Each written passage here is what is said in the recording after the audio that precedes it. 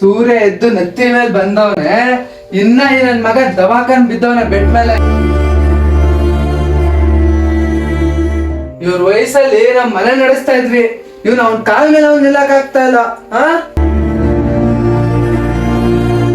ಒಂದ್ ಸಿನಿಮಾದಲ್ಲಿ ಕಿತ್ತು ದಬಾಕದ್ ಇಷ್ಟಲ್ಲೇ ಐತೆ, ಅದ್ರಲ್ಲಿ ಈ ತರ ಕನ್ಸ್ಗಳೆಲ್ಲ ಕಂಡು ನಮ್ ಹೊಟ್ಟೆನೆ ಉರ್ಸ್ತಾರೆ. ನಮ್ ಹೊಟ್ಟೆ ಉರ್ಸಕ್ಕೆ ಅಂತಾನೆ ಹುಟ್ಟಾರೆ ಇವೆಲ್ಲ.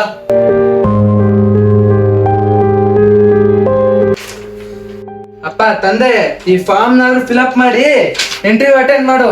ನಮ್ ಸಂಬಂಧಿಕರ ಮುಂದೆ ಮಾನ ಮರ್ಯಾದೆ ಉಳಿಸು. ಯಾಕೆ ಊಟಕ್ಕೆ ದಂಡಾಗಿ ಬಿದ್ದಿದ್ಯಾ ಇಲ್ಲಿ?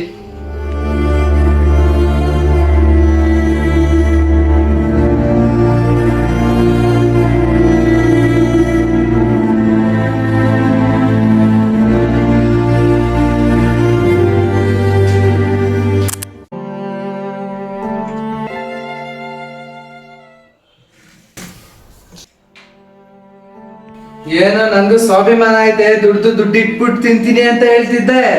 ಆತರ ಭಾಷಣ ಬಿಗಿಯೋದು ಸುಲಭನೇ, ಆತರನೇ ಇರ್ಬೇಕು. ನೀನ್ ಯಾವ್ದೋ ಸಿನಿಮಾ ಮಾಡ್ತಾ ಇದೆಯಲ್ಲ, ಅದು ಊಟ ಆಗುತ್ತಾ ಅಂತ ಕೇಳು, ಅದ್ರೆಲ್ಲ ಹೊಟ್ಟೆ ತುಂಬಿಸ್ಕೋ. ಸ್ವಾಭಿಮಾನ ಇರೋ ಮನುಷ್ಯನ್ಗೆ ಒಂದ್ಸರಿ ಹೇಳಿದ್ರೆ ಅರ್ಥ ಆಗತ್ತೆ, ಪದೇ ಪದೇ ಹೇಳ್ಬೇಕಾಗಿಲ್ಲ.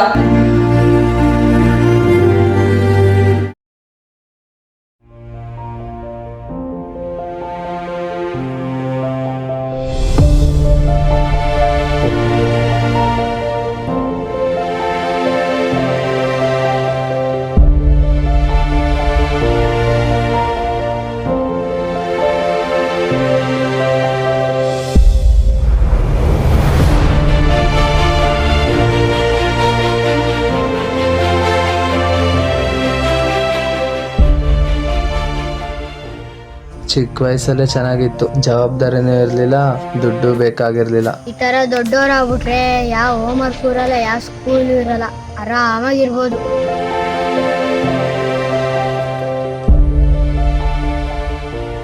Congratulations, you are selected.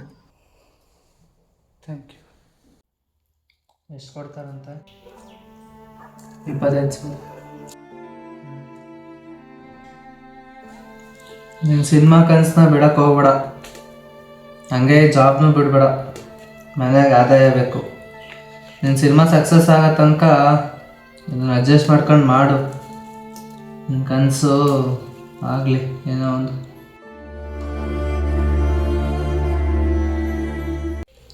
ಒಂದು ತಿಳ್ಕೊ ರಾಜು, ಎಲ್ಲರೂ ಅವ್ರವ್ರು ಅಂದ್ಕೊಂಡಂಗೆ ಆಗಲ್ಲ, ಜೀವನ ಹಂಗಿರಲ್ಲ. ನಾವು ಜೀವನ ಜೊತೆ ನಾವು ಆಟಾಡಕ್ಕೆ ಹೋಗ್ಬಾರ್ದು, ಜೀವನ ನಮ್ಮನ್ನ ಆಟಾಡ್ಬಿಡುತ್ತೆ. ನಾನು ನಿಂಗೆ ಬೈಯೋದು ನೀನು ಒಳ್ಳೇದಕ್ಕೇನೆ. ನೀನು ನನ್ನ ಸಂಪಾದನೆಗೆ ಮಾಡ್ತಾಯಿದ್ದೆ, ನೀನು ನಿನ್ನ ಸಂಪಾದನೆಗೆ. ನಾನೇನು 5 ವರ್ಷ ಇರ್ತೀನಿ, 6 ವರ್ಷ ಇರ್ತೀನಿ.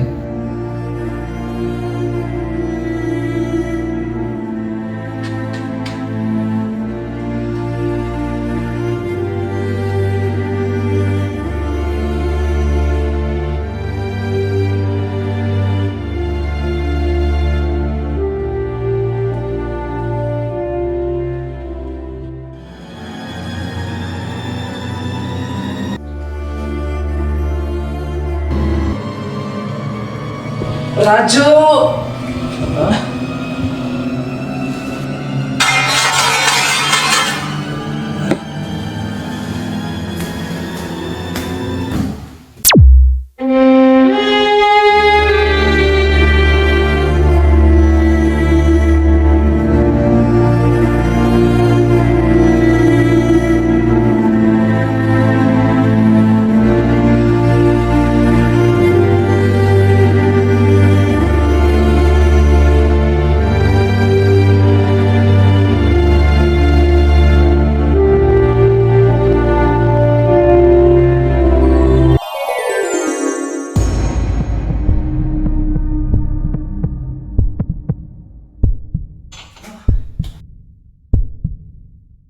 ಅಪ್ಪ ಅಪ್ಪ ಅಪ್ಪ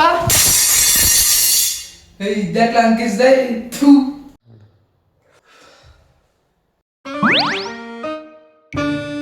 ಅಪ್ಪ ಇನ್ನ ಬದುಕೇ ಇದ್ಯಾ ಮತ್ ಸತ್ತೋಗ್ಲಾ ಹೆಂಗ್ ಕೇಳ್ತೀನಿ ನೋಡು ಬದುಕಿದ್ದ ಅಂತ ಅಲ್ಲ ಅಡಿಗೆ ನೀನ್ ಮಾಡ್ತಾ ಇದೆಯಲ್ಲ ಅದಕ್ಕೆ ಬದುಕಿದ್ಯಾ ಅಲ್ವೋ ಅಂತ ನಾನ್ ಮಾಡೋ ಅಡ್ಗೆನೆ ನೀನ್ ತಿಂತಾ ಇರೋದು ಇವಾಗ ನೀನ್ ಮಾಡಿರೋ ಅಡ್ಗೆಲಿ 100 ವರ್ಷ ಬದುಕಲ್ಲ ಅಪ್ಪ ಹೋಗ್ ಬರ್ತೀನಿ. ಹಾಯ್, ನನ್ನ ಹೆಸರು ರಾಜು.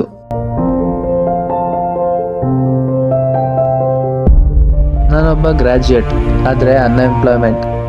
ಸಾರಿ ನಿನ್ನೆನೆ ಜಾಬ್ ಸಿಕ್ತು.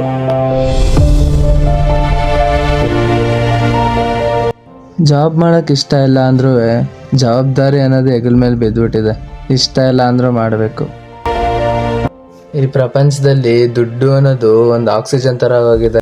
ದುಡ್ಡಿಲ್ಲ ಅಂದ್ರೆ ಬದುಕಕ್ಕೆ ಆಗಲ್ಲ. ಅಷ್ಟ್ಯಾಕೆ ನಿಮ್ಮ ಮನೇಲೆ ದುಡ್ಡಿಲ್ಲ ಅಂದ್ರೆ ಮರ್ಯಾದೆ ಕೊಡಲ್ಲ, ಇನ್ನು ಆಚೆ ಕೊಡ್ತಾರ? ಒಂದು ಕಾಲದಲ್ಲಿ ಈ ಗಾಡಿ ನಮ್ಮನೆ ಮುಂದೆ ನಿಂತಿತ್ತು. ಮತ್ತೆ ಏನ ಸಮಾಚಾರ? ಲೈಫ್ ಎಲ್ಲ ಜಾಲಿ ಜಾಲಿ. ಇವ್ರೆ ನನ್ನ ಫ್ರೆಂಡ್ಸ್. ಸ್ಯಾಲರಿ ಫಿಕ್ಸ್ ಮಾಡೋರು ಅದೇ ಖುಷಿ ವಿಚಾರ ಇವಾಗ. ಹಂಗೆ ಮತ್ತೆ ಪಾರ್ಟಿ ನಿಂದೇ ಬೆಸ್ಟ್ ಮಗ. ನನ್ಗೆ ಇನ್ನ 40,000 ಕೊಡ್ತಾ ಇದಾರೆ. ಮತ್ತೆ ಇನ್ನೇನ್ ನನ್ನ ಮಕ್ಳ ಇಬ್ರು ಸೆಟ್ಲ್ ಆಗ್ಬಿಟ್ಟಿದ್ದೀರಾ? ಮತ್ತೆ ನಿಂದೇನ್ ಸಮಾಚಾರ? ನಂದೇನಿಲ್ಲ ಮಗ, ಶಾರ್ಟ್ ಫಿಲಮ್ ಮಾಡಿದ್ದೀನಿ, ಅಪ್ಲೋಡ್ ಮಾಡಿದ್ದೀನಿ. ಮುಂದೆ ನೋಡ್ಬೇಕು. Future super star. ನಿಂದು ಸ್ವಲ್ಪ ಆಟೋಗ್ರಾಫ್ ಬೇಕಿತ್ತು, ಮುಂದೆ ಯೂಸ್ ಆಗುತ್ತೆ. ಸುಮ್ನಿರ, ಏನ್ ಆಟೋಗ್ರಾಫ್? ನಾನು ಆಲ್ರೆಡಿ ಗಾಡಿ ತಗೊಂಡು ಮನೆ ತಗೊಳ್ಳೋ ಪ್ಲಾನಲ್ಲಿ ಇದ್ದೀನಿ. ನೀ ಇನ್ನೂ ಅದ್ ಯಾವ ನಂಬಿಕೆ ಮೇಲೆ ಯೂಟ್ಯೂಬ್ ನಂಬ್ಕೊಂಡಿದ್ದೇನೆ ಅಂತ ನಂಗೆ ಗೊತ್ತಾಯ್ತಾ ಇಲ್ಲಪ್ಪ. ಸುಮ್ನೆ ಇರೋ ಮಗ. ನಿನ್ ಫೋಟೋ ಒಂದ್ ಕೊಡು, ಫೋಟೋ ಫ್ರೇಮ್ ಮಾಡ್ಬೇಕು. ಮತ್ತಿನ್ನೇನ್ ಮಗ, 22 ವರ್ಷ ಅದ ಯೂಟ್ಯೂಬ್ನೇ ನಂಬ್ಕೊಂಡಿದ್ಯಲ್ಲ. ಸುಮ್ನೆ ಇರೋ. ಯೂಟ್ಯೂಬ್ ದಲ್ಲೇ ಲಕ್ಷ ಸಂಪಾದನೆ ಮಾಡ್ತಾನೆ ಅವನು.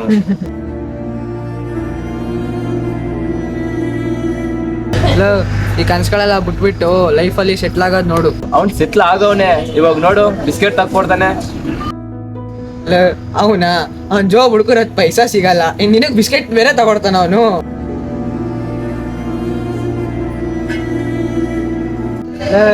ಅವೆಲ್ಲ ಏನು ಬೇಡ, ಇವಾಗ ತಗೊಂಡ್ವಲ್ಲ ಅದಕ್ಕೆ ಪೇ ಮಾಡು ಸಾಕು.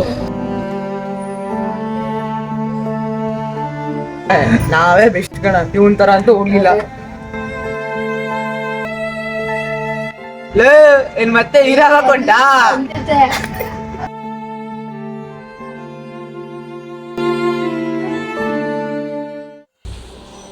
ರಾಜು, ಸಾರಿ ಅಪ್ಪ, ನಿಮ್ಗೆ ತುಂಬ ಹಿಂಸೆ ಕೊಟ್ಬಿಟ್ಟಿದೆ. ಯೂಟ್ಯೂಬ್ ಅಂದ್ಕೊಂಡು ನಾನು ನಾಳೆಯಿಂದ ಇಂಟರ್ವ್ಯೂ ಅಟೆಂಡ್ ಮಾಡ್ತೀನಿ. ರಾಜು, ನೀನ್ ನನ್ನ ಮಗ ಕಣ.